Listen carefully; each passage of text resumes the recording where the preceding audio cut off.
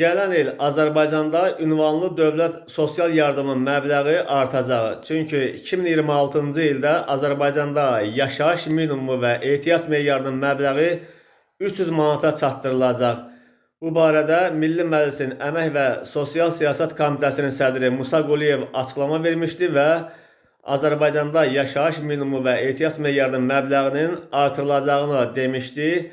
Ehtiyac meyarının artırılması isə avtomatik olaraq ünvanlı dövlət sosial yardımın məbləğinin yüksəlməsinə səbəb olacaq.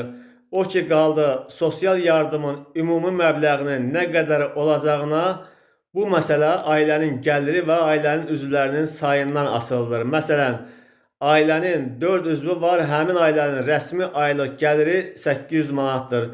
Ehtiyac meyarının məbləği isə bu il üçün 285 manatdır. Ona görə də 4 nəfərdən ibarət ailə üçün ehtiyac meyarı 1140 manat edir.